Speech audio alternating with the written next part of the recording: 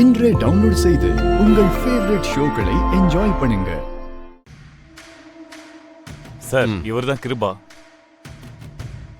யோ, நீ யாரை அரெஸ்ட் பண்ணி வச்சிருக்க தெரியுமா உனக்கு? தெரியும். அவனாதான் வந்து சரண்டர் ஆயிருக்கான். மேஜிஸ்ட்ரேட் முன்னாடி ஆஜர்படுத்தி லீகலா தான் கஸ்டடியில் எடுத்திருக்கேன்.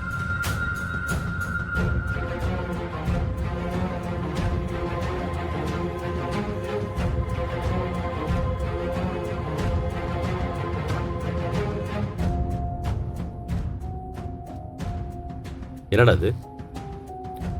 உனக்கு எதிர அந்த தேவையில்லாத வேலை? ஓம் பொண்டாட்டி பண்ண தப்புக்கு நீதிக்கு சரண்டார? அண்ணா, கண்டிப்பா அந்த கொலையை அவ பண்ணலண்ண. அந்த இன்ஸ்பெக்டர் இந்து மேல பழிய போட்டு இந்த கேஸ்ல அவளை குற்றவாளியாக்க பார்த்தான். அதனாலதான் நானா வந்து சரண்டர் ஆனேன். ஏண்டா, இன்ஸ்பெக்டர் இவ போன் சிக்னல் கொலை நடந்து கதிரி வீட்டுல இருந்ததுன்னு சொல்றாரு. அப்புறம் இல்லண்ண, கொலை பண்ணது இந்து இல்ல. இதுல நம்ம யாருக்கும் தெரியாத மூணாவது ஆள் ஒருத்தன் இருக்கான்.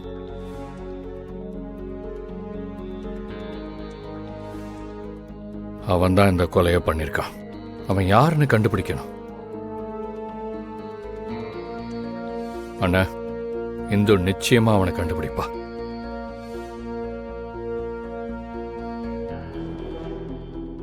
டேய், யார் அவன்? போயும் ஒரு பொம்பளை சொல்லத நம்பி அவளுக்காக சரண்டர் ஆயிருக்கான்.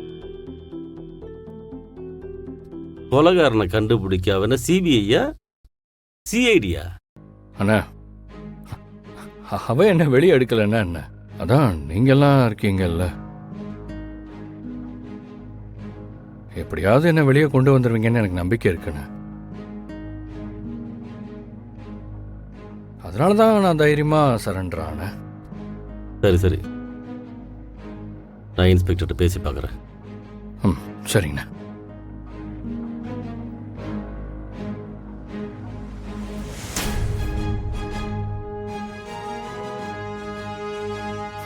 ஐயா,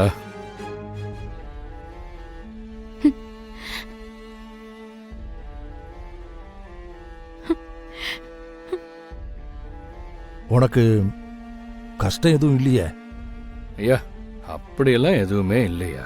சாப்பாடெல்லாம் ஒழுங்கா வாங்கி கொடுக்குறாங்களா? அதெல்லாம் நல்லா தான் வாங்கி கொடுக்குறாங்க. ஒரு வாரமா உனக்கு நேரமே சரியில்லடா. 2 நாளைக்கு முன்னாடி தான் ஆக்சிடென்ட் ஆகி ஆஸ்பத்திரியில் இருந்துட்டு வந்தேன். இப்போ ஜெயிலுக்குள்ள இருக்க. என்னன்னு தெரியல. அந்த ஆண்டவன் உன்னை ரொம்ப சோதிச்சு பார்க்கறான்.